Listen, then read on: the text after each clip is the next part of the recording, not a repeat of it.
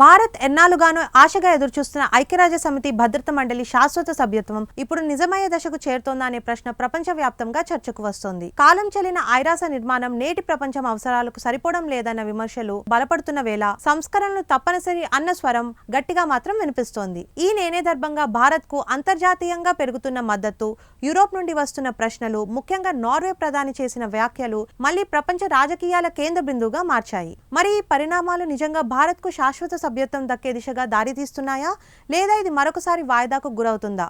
ఇంతకీ చైనా ఎందుకు భారత్ కు అడ్డుపడుతుంది? తెలియాలంటే లెట్స్ వాచ్ ది స్టోరీ.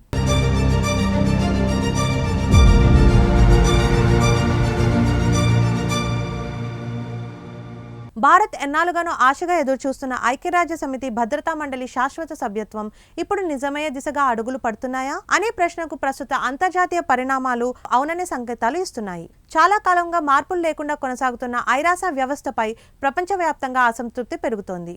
ముఖ్యంగా భద్రతా మండలి నిర్మాణం నేటి ప్రపంచ అవసరాలకు సరిపోవడం లేదన్న అభిప్రాయం బలపడుతోంది.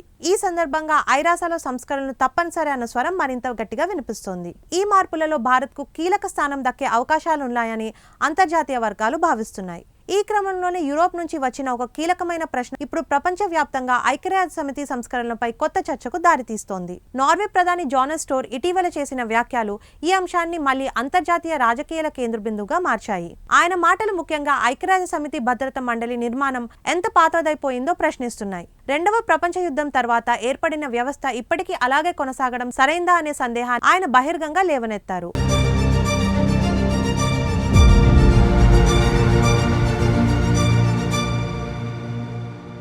2021-22 కాలంలో భారత్కు భద్రతా మండలిలో తాత్కాలిక సభ్యత్వం లభించింది.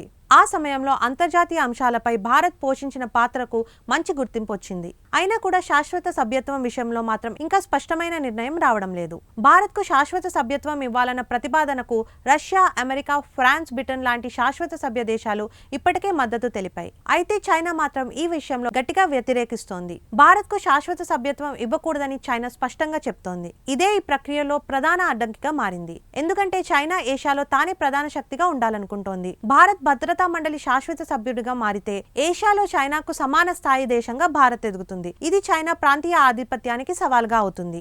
ముఖ్యంగా భద్రత, విదేశాంగం, అంతర్జాతీయ విధానాలపై భారత్ కు కూడా వీటిలో హక్కు లభిస్తే చైనా ఒంటరిగా నిర్ణయాలు తీసుకునే అవకాశం తగ్గిపోతుంది. మరోవైపు భారత్ శాశ్వత సభ్యత్వం పొందితే ఉగ్రవాదం, సరిపడ్డ దాడులు, పాకిస్తాన్ ఆధారిత ఉగ్రవాదంపై భారత్ మరింత బలంగా ప్రపంచ వేదికపై మాట్లాడగలుగుతుంది. ఇది పాకిస్తాన్ కు వ్యతిరేకంగా వెళ్లే పరిస్థితి. పాకిస్తాన్ చైనాకు సన్నిహిత మిత్రదేశం. చైనా పాకిస్తాన్ ఆర్థిక కారిడార్ లాంటి భారీ ప్రాజెక్ట్స్ కూడా ఉన్నాయి. అందుకే పాకిస్తాన్ ప్రయోజనాలు దెబ్బతినకపోవడానికి చైనా భారత్ ఎదుగుదలను అడ్డుకుంటోంది. ఇకపోతే ప్రస్తుతం భద్రతా మండలిలో 5 దేశాలకు వెటో అధికారం ఉంది. ఈ అధికారంతో చైనా తనకు నచ్చని నిర్ణయాలను ఆపేస్తోంది. భారత్ శాశ్వత సభ్యుడైతే వెటో అధికారం పొందే అవకాశం ఉంది. అలా జరిగితే చైనా నిర్ణయాలను భారత్ సవాల్ చేయగలదు.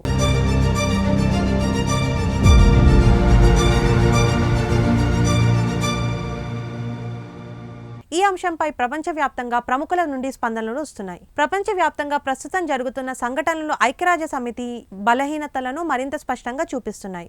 భద్రతా మండలిలో వెటో హక్కు ఉన్న దేశాలు తమ సొంత ప్రయోజనాల కోసం నిర్ణయాలను అడ్డుకుంటున్న సందర్భాలు ఎన్నో.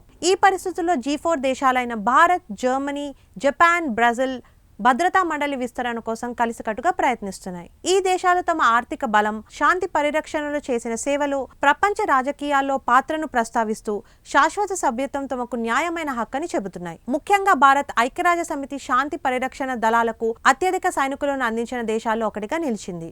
అయినా కూడా నిర్ణయ ప్రక్రియలో పూర్తి స్థాయి పాత్ర లేకపోవడం అన్యాయమని భారత్ భావిస్తోంది.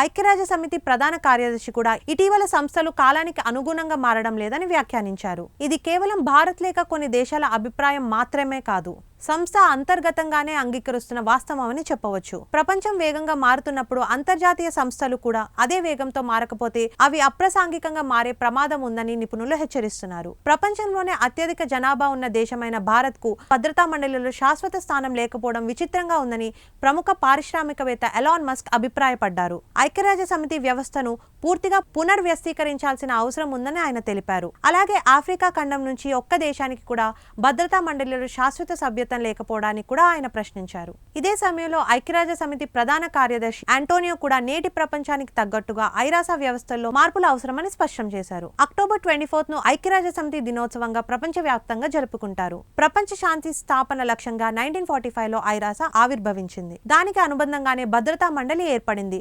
అప్పటి నుంచి దాదాపు 80 సంవత్సరాలు గడిచిపోయాయి. ఈ కాలంలో ప్రపంచం అనేక మార్పులకు లోనైంది. కొత్త దేశాలు అవతరించాయి. పాత శక్తుల ప్రభావం తగ్గింది. అభివృద్ధి చెందుతున్న దేశాల ప్రాధాన్యం కూడా పెరిగింది. అయినా భద్రతా మండలి నిర్మాణంలో పెద్దగా మార్పులు జరగలేదు.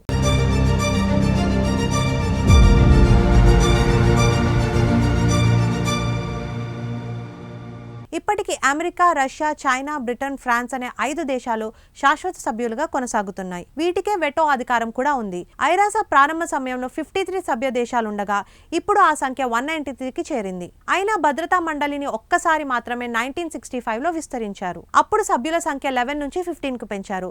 ప్రస్తుతం 10 తాత్కాలిక సభ్య దేశాలు రొటేషన్ పద్ధతిలో మారుతున్నాయి. కానీ ఆఫ్రికా, లాటిన్ అమెరికా, కరేబియన్ ప్రాంతాల నుంచి ఇప్పటి వరకు కూడా ఒక్క దేశానికి కూడా శాశ్వత సభ్యత్వం లభించలేదు. చిన్నగా ఉన్న యూరోప్ ఖండం నుంచి మాత్రం 2 దేశాలకు ఆ హోదా ఉండడం అసమతుల్యతను చూపిస్తోంది. ఇరాక్ పై అమెరికా దాడి చేసినప్పుడు, యుక్రెయిన్ పై రష్యా యుద్ధం ప్రారంభించినప్పుడు భద్రతా మండలి వాటిని అడ్డుకోలేకపోయింది.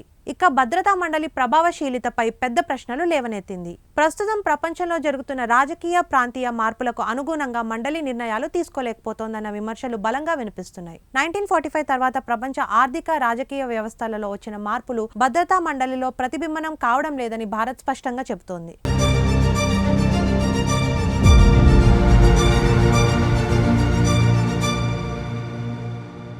భారత్ ప్రపంచంలో అతిపెద్ద ప్రజాస్వామ్య దేశం. రాబోయే సంవత్సరాలలో 3వ అతిపెద్ద ఆర్థిక వ్యవస్థగా ఎదగబోతోంది. సైనిక బలంలో కూడా భారత్ ప్రపంచంలో ముందున్న దేశాలలో ఒకటి. ఐరాస శాంతి పరిరక్షణ దళాలకు అత్యధికంగా సైనికులను పంపిన దేశాల్లో భారత్ ముందంజలో ఉంటుంది. అందుకే భద్రతా మండలిలో భారత్కు శాశ్వత సభ్యత్వం ఇవ్వాలనే డిమాండ్కు ప్రపంచవ్యాప్తంగా విస్తృత మద్దతు లభిస్తోంది. లాటిన్ అమెరికా, ఆఫ్రికా, పశ్చిమ ఏషియా, మధ్య ఏషియా, ఏషియన్ దేశాలు భారత్కు మద్దతుగా నిలుస్తున్నాయి. అమెరికా, యూరోప్ దేశాలు కూడా ఇదే అభిప్రాయాన్ని వ్యక్తం చేస్తున్నాయి. ఇటీవల ఢిల్లీలో జరిగిన G20 సదస్సులో ఆస్ట్రేలియా, పోర్చుగల్ లాంటి దేశాలు భారత్ శాశ్వత సభ్యత్వానికి అర్హమని బహిరంగంగా ప్రకటించాయి. ఆ తర్వాత అమెరికా అధ్యక్షుడు Joe Biden, France, Britain, African Union, Turkey కూడా భారత్ మండలి సంస్కరణకు మద్దతు తెలిపాయి. ఈ మొత్తం పరిణామాల్లో భారత్కు వ్యతిరేకంగా నిలుస్తున్న ఏకైక దేశం చైనా మాత్రమే. ఇటీవల యూరోప్ నుంచి వచ్చిన మరో కీలక వార్త ఈ చర్చలకు కొత్త ఊపుని ఇచ్చింది. నార్వే ప్రధాని జోనస్ భద్రతా మండలి పూర్తిగా మారాల్సిన అవసరం ఉందని బహిరంగంగా చెప్పారు. 2వ ప్రపంచ యుద్ధంలో గెలిచిన దేశాలే ఇప్పటికీ మండలిని నియంత్రించడం ఎంతవరకు న్యాయమని ఆయన ప్రశ్నించారు. 1945లో రూపొందించిన వ్యవస్థ నేటి ప్రపంచ వ్యవస్థకు సరిపోవడం లేదన్న భారత్ వాదనకు ఈ వ్యాఖ్యలు మరింత బలం చేకూర్చాయి.